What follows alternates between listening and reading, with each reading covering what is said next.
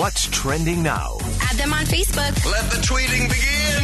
The hashtag does that. News and views from Belf's News Gallery. Well, Nikki Haley won the Washington, D.C. Republican primary yesterday. It's her first victory in the nominating process. And again, it's a small symbolic boost for her to pick up her first win. Also, Haley also picked up a couple of Washington endorsements ahead of this. I think Senator Lisa Murkowski of Alaska became the first senator to publicly back Nikki Haley. And also Senator Susan Collins is, and I'm not surprised, if you know anything about Lisa Murkowski or Susan Collins,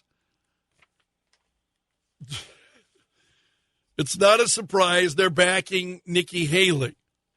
Now, speaking of Nikki Haley, there's a story trending this morning. She was on NBC's Meet the Press over the weekend. And she said she may no longer be bound by the pledge that she made to the RNC to back the eventual Republican nominee. And she said, at the time of the debate, we had to take it, she said. The RNC is now not the same RNC, she said. So she's backing out of this decision is what the way that it sounds. She was pressed as to, well, will you be bound by the pledge? She said, no, I think I'll make what decision I want to make, but that's not something I'm thinking about. So, in other words, she had promised that she would back the eventual Republican nominee. Now she's saying, yeah, wait a minute.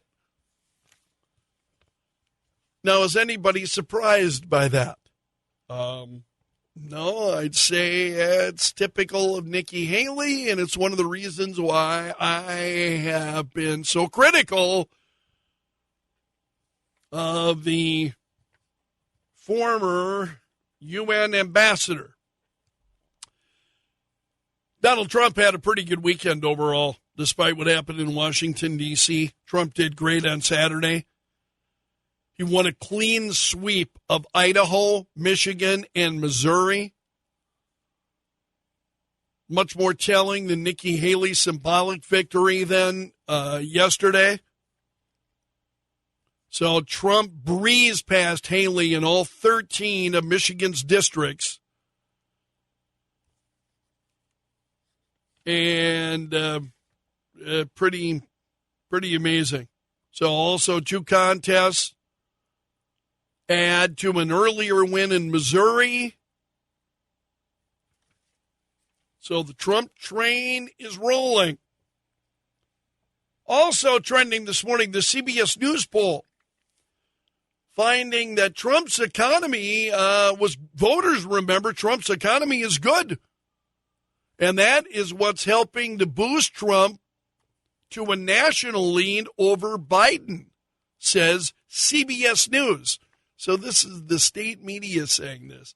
The polls are showing voters remember Trump's economy is good, and this is the reason why you see a number of people then saying they would prefer Trump. So voters, this is CBS News reporting. Voters recall the economy under Trump more fondly than they rate the economy now. And while neither gets great marks, voters today look back on Trump's presidency with relatively better retrospective ratings than they'd rate Joe Biden's presidency so far. So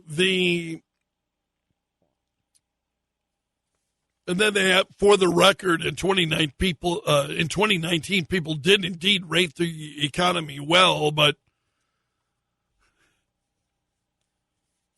then it goes up. But views cratered in Trump's last year in office. Well, why was that? The pandemic. the pandemic. Also, the president's disapproval ratings reaching a new high, according to these polls. President has a 47% disapproval rating. And Daily Caller had the story. They say 10% of Biden voters in 2020.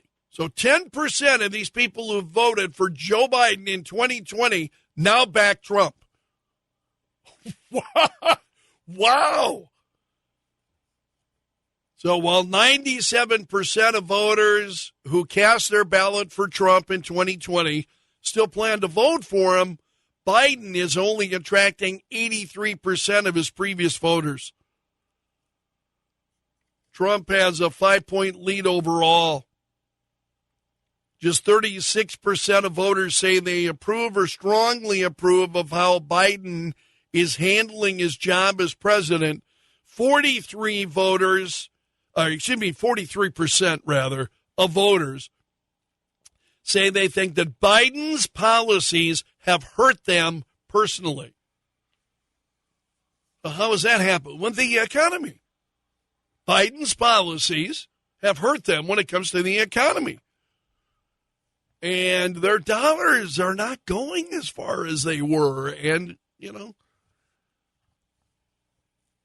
Joe Biden's in trouble, according to these recent polls. Other stories trending this morning. Longtime ESPN commentator Chris Mortensen has died at the age of 72. ESPN announced this yesterday. And the chairman of ESPN said Mort was widely respected as an industry pioneer and universally beloved as a supportive, hardworking teammate. He covered the NFL with extraordinary skill and passion, was at the top of his field for decades. He will truly be missed by colleagues and fans, and our hearts and thoughts are with his loved ones. Also, Dune 2 is doing incredibly well at the box office. Dune Part 2,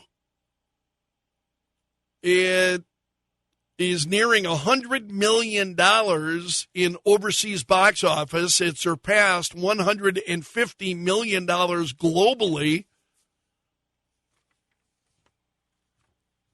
Caitlin Clark has been in the news a lot lately. And now she has broken the all-time NCAA points record. She becomes the top scorer in college history. So she has become the NCAA's overall all-time scoring leader, breaking a record. Pretty incredible. Speaking of records, LeBron James becomes the first player in NBA history to reach 40,000 career points. He did it on Saturday night. Still going strong in his 21st NBA season. And that's pretty incredible. Reaching 40,000 career points during his time in the NBA. Wow. It's just phenomenal. Other stories trending this morning. A writer who's based in Texas, he worked for Blaze. The Blaze, which is conservative media, The Blaze. That's Glenn Beck and The Blaze. This writer who worked for The Blaze surrendered to authorities on Friday on charges that he joined a mob's attack during the U.S. Capitol riot more than 3 years ago. So Steve Baker was, well, they did it up, right, handcuffs, leg shackles, taking him into court, and he was some great reporting on this at the Blaze Media, and he was in, talking to his lawyers ahead of this, and he was wondering, why are they coming after him? And one of his attorneys said, "Why do you think? You've been poking them in the eye, been critical. Keep poking them in the eye. No wonder they came after you." So the editor-in-chief of Blaze Media, Matthew Peterson, described what the federal government was doing as outrageous, said videos show that Baker was clearly present that day as an independent journalist. And he said government retaliation such as this against journalists contradicts the very idea of a free press, the purpose of our form of government, and what once was the American way of life.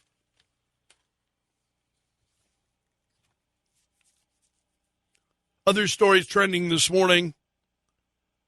The new manager of the San Francisco Giants is implementing a new national anthem policy. He's going to require every person in the Giants dugout to stand for the national anthem. And he said, it's got nothing to do with politics, he said. He said, look, we're a new team here. We've got some good players here. It's more about letting the other side know that we're ready to play. I want guys out here ready to go. There's a personality to that. It has nothing to do with whatever happened in the past or whatever, because the previous manager, stopped being on field for the national anthem and so on, all of this stuff. And so what he's trying to say, it has nothing to do with whatever happened in the past. It's just something that I embrace, he said. Other stories trending this morning. The Internal Revenue Service has announced it's clamping down on more than 125,000 cases of high-income earners who failed to file federal income tax returns since 2017. And they say they want to recoup hundreds of millions of dollars in unpaid taxes. So people who failed to file federal income tax returns, going after them.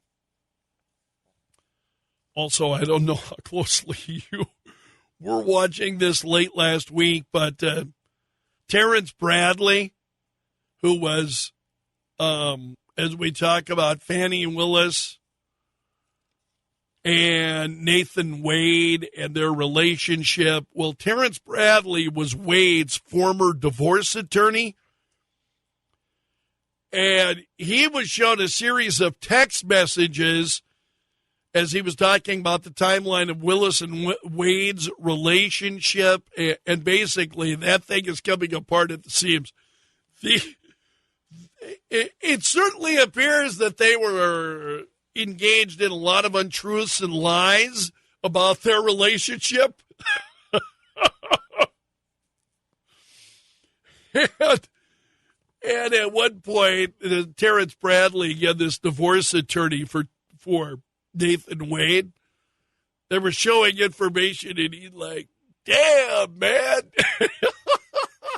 Yeah, I think shocked that they had that information. Including messages between he and Nathan Wade. It's like, oh, man, the wheels just keep coming off of that. Fannie Willis, of course, is the Georgia prosecutor after Donald Trump. It's just crazy. Okay, this is a little bit,